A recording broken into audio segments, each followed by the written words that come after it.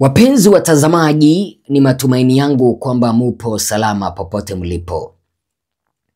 Karibu ili niweze kuwapasha. Katika taifa letu la Kenya, je, tuko na sheria ngapi? Tuko na sheria ngapi? Kwa sababu kuna kitu ambacho ninaomba tuweze kuulizana hapa. Kwa sababu kuna njia ambayo serikali inajaribu kutumia mamlaka kuwanyamazisha wale ambao wamepora mali ya serikali, ndio, lakini wanapiga serikali msasa. Na kuna njia ambayo serikali inajaribu kuwatetea wale ambao wameiba mali ya serikali, ama ukipenda mali ya wananchi, lakini wanaunga mkono serikali ambayo iko mamlakani. Mfano upate mimi Ezra,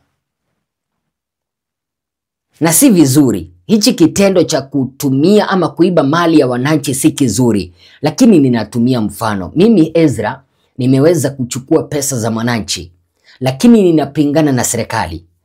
Trust me, nitafungwa. Lakini Mr. James mwenye ameweza kupora mali ya serikali, lakini anaunga serikali ile mkono, utapata kwamba anasamehewa na anakuwa huru.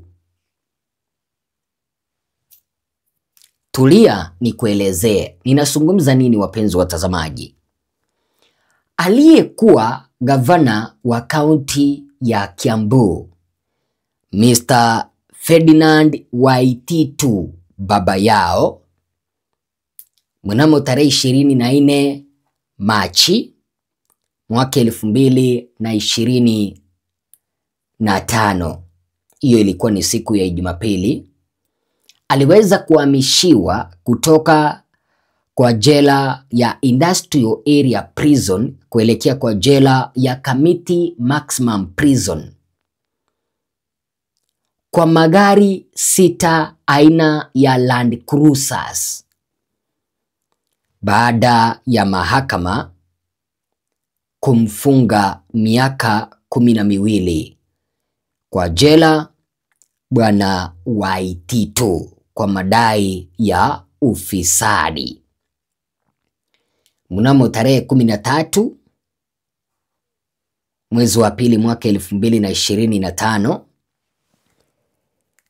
jaji wa mahakama aliweza kumpiga Waititu faini ya shilingi milioni 53.5 ama aweze kuhudumia kifungo cha miaka 12 kwa jela baada ya kupatikana na kosa la kupeana tenda kuelekea kwa kampuni moja kipindi ambapo alikuwa ni gavana wa kaunti ya Kiambu.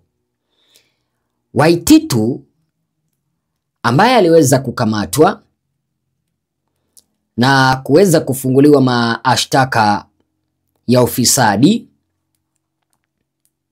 kwa kile ambacho wanasema kwamba anahusika kwenye upeanaji wa tenda ya shilingi milioni 588 kipindi ambapo alikuwa ni gavana. Mara ya kwanza jaji aliweza kumpiga miaka 5 kwa jela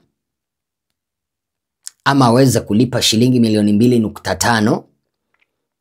Akaja kaongeza miaka mingine 7 ama aweze kulipa faini ya shilingi milioni 51.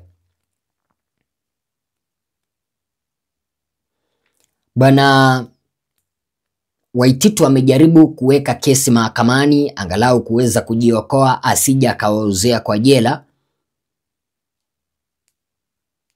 ila bado mahakama haijaweza kukubalia Waititu ombi lake. Waititu amesema kwamba yeye hana kosa, na hivyo basi anapaswa kuweza kupewa wakati aweze kujitetea. Lakini ladies and gentlemen, ninaomba tuweze kuulizana hivi, Waititu peke yake ndiye ameweza kuiba pesa? Let us ask ourselves some questions. Waititu peke yake ndiye ameweza kuiba pesa? Hapana. Tuko na viongozi wengi ambao wameweza kuiba pesa za serikali, lakini sasa hivi kutokana na kwamba wanaunga serikali mkono, zile kesi zao za uporaji wa mali ya serikali zilikwisha kufa. Number 1, tuanzie Mwangi wa Iria. I think alikuwa ni gavana wa Murang'a Manyeri. Alikuwa upande wa Azimio. Kabla aweze kupewa kazi na William Ruto, mliona jinsi ambavyo Mwangi wa Iria alikuwa nakimbizwa. Mara unapata ameabiri ndege kutoka Nairobi kuelekea kwake kwenda kuleta anticipatory order asije akakamatwa. Wakakimbizana na serikali hivi, lakini Mwangi wa Iria alipoweza kusema kwamba Ruto tosha, kesi yake iliisha. Hatujui mahala ambapo ilienda. Naomba muweze kunishika vizuri. Mimi sijaweza kupigia ufisadi kura. Sijaweza kusema kwamba wizi wa pesa uendelee. Lakini ni heri kama kuna sheria ambayo inakata kila mtu mwenye ameweza kufanya ufisadi, kila mtu mwenye ameweza kupora mali ya serikali aende kwa jela. Sio kuegemea upande mmoja. Mwangi wa Iria sasa hivi yuko kwa serikali anajienjoy. Number 2, tuko na mtu mwenye anaitwa Wycliffe Ambetsa Oparanya. Na yeye alikuwa na kesi ya uporaji wa pesa. Lakini baada ya kuweza kuchaguliwa ndani ya serikali ya broad based government, ile kesi yake ya matumizi mabaya ya pesa, uporaji wa pesa iliisha. Lakini alipokuwa upinzani, serikali ilikuwa inamkamata mpaka kutoka nyumbani kwake. Tuko Aisha Jumwa. Aisha Jumwa na yeye alikuwa na corruption mpaka kesi ya mauaji, lakini kutokana na kwamba yuko ndani ya serikali, kesi yake iliisha. Tuko na Didmus Baraza, mbunge wa Kimilili. Katika uchaguzi wa mwaka 2022 alimpiga risasi mpinzani wake, sijui ni agent, akamuua. Lakini yuko huru, anapiga siasa kwa sababu yuko ndani ya serikali, anaimba Ruto peke yake, hawezi akaulizwa. Listi ni kubwa. Tuko na Henry Rotich aliyekuwa waziri wa fedha kipindi cha Uhuru Kenyatta. Uhuru Kenyatta aliweza kumwachisha kazi na kumfungulia mashtaka baada ya pesa za Kimwarer na Aror kupotea. Henry Rotich alikuwa anajua mahala ambapo zilienda. Rais Ruto alipoweza kuingia mamlakani, ile kesi ikaisha. Henry Rotich yuko ndani ya serikali. Kwa sababu gani? Anaunga serikali mkono. Watu ni wengi. List ni kubwa. Najua hata wewe unasubiri niweze kuzungumza list. List ni kubwa. Lakini kuna kitu ambacho nilikuwa nauliza. Sheria ambayo iliweza kumpata Ferdinand Waititu kwamba ni ufisadi, je, ni tofauti na sheria ambazo ziliweza kutumika kusamea hao wengine? Kuna wale ambao wataniuliza, Mr. Eagle Ezra, Ferdinand Waititu yuko kwenye mrengo wa Rigathi Gachagua. Je, mbona Gachagua hajawahi enda kwa jela kwenda kumuona? Number 1, kitu ambacho unapaswa kuweza kukijua, huu ni mtego ambao Gachagua ameweza kuwekewa. Na Gachagua inaonekana kwamba amekuwa mwerevu, ameweza kuuona. Kwa sababu gani? The moment Gachagua ataonekana kwa jela kuenda kumuona Ferdinand Waititu, itaonekana kwamba Rigathi Gachagua ana promote corruption,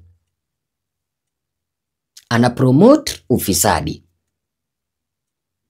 na serikali itaanza kusema kwamba Gachagua na yeye yuko na kesi, waanze kumfungulia kesi.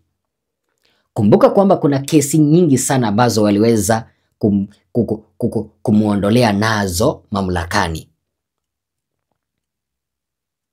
matumizi mabaya ya hela, ukabila. So Gachagua inaonekana kwamba kuna mtu mwenye ameweza kumwambia kwamba the moment utaonekana ukienda kumuona Ferdinand Waititu, utakujiwa, wewe ndio next. Sasa ndio unauliza hivi, na mimi naomba muweze kunieka vizuri kama kuna penye nitakuwa nimekosea. Ferdinand Waititu kwa sababu anapingana na Rais William Ruto amefungwa. Mwangi wa Iria mwenye anasifu William Ruto yuko huru, and in fact yuko na kazi.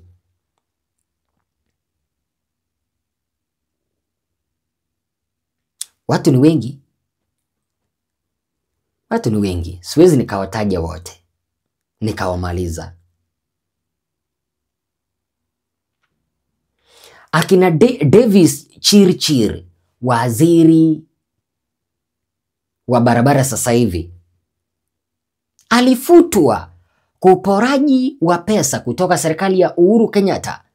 Sasa hivi yuko kwa serikali, inapokea mshahara vizuri sana, na hakuna mtu mwenye anaweza jua kwamba Davis Chirchir kipindi kimoja aliweza kufutwa kazi kwa sababu ya uporaji wa pesa.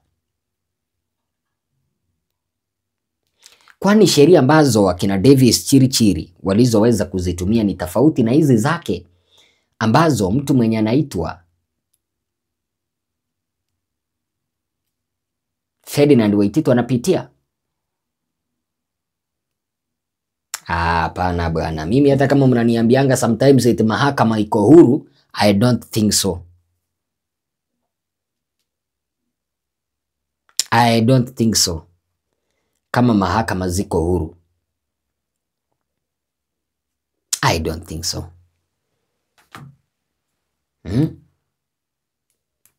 So ladies and gentlemen, kuna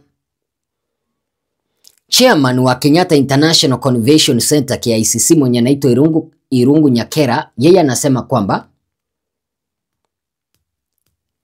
kukamatwa kwa Ferdinand Waititu na kuhamishwa kutoka kwa jela moja kutoka kwa jela ya Industrial Area Prison kuelekea kwa Kamiti Maximum Prison ni njia moja ya kuweza kumtisha bwana Waititu aweze kuunga serikali ya bwana Ruto mkono, ama ni njia moja ya kuweza kuwatisha wale viongozi ambao wako na madai ya ufisadi waendelee kuogopa, wasije wakampiga William Ruto msasa. Mfano, mtu mwenye anaitwa Fred Matiang'i, nimeona serikali imeweza kuunda 14 judges ya kuweza kumshtaki nazo. So maybe wanataka kutumia hii example ya nani? Hii example ya Waititu kutuma ujumbe kuelekea wapi?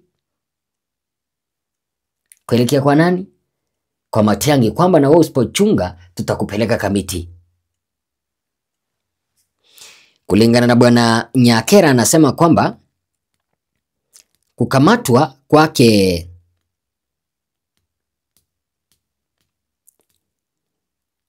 Waititu na kupelekwa upande wa Maximum Prison ni ishara kwamba bwana Ruto ameweza kuogopa kwamba Waititu yuko na ushawishi fulani katika kaunti ya Kiambu. Lakini bwana Nyakera anasema kwamba kipindi kimoja Raila Odinga aliweza kufungwa jela, Jomo Kenyatta akaweza kufungwa jela, Kogi wa Mwera akafungwa jela, Kenneth Matiba akafungwa jela, lakini baadaye walikuja wakakaa mashauri. Watu mashuhuri, sio mashauri, watu mashuhuri. Kumaanisha hata kipindi kimoja Waititu na yeye atakuja kuibuka mshindi. Lakini ladies and gentlemen, Hatutaki, mimi sijakuja kusema eti kwamba Waititu hana kosa. Yaweze ikawa kwamba yuko na kosa, lakini sasa wacha nikuulize hivi, sheria ambayo iliweza kutumika kumpata Waititu na kosa akafungwa jela ni tofauti na ile sheria ambayo iliweza kutumika kumsamehe mtu mwenye anaitwa Henry Rotich, Davis Chirchir, Wycliffe Oparanya, Aisha Jumwa, Didmas Baraza na wengine, ama vipi? Ama kuna njia moja ambayo serikali inajaribu kuonea watu wa upinzani na inajaribu kutetea watu ambao wako ndani ya serikali? Sema nasi. Je, kuna siku ambayo sheria haitakuwa inatumika na serikali? See you in the next video.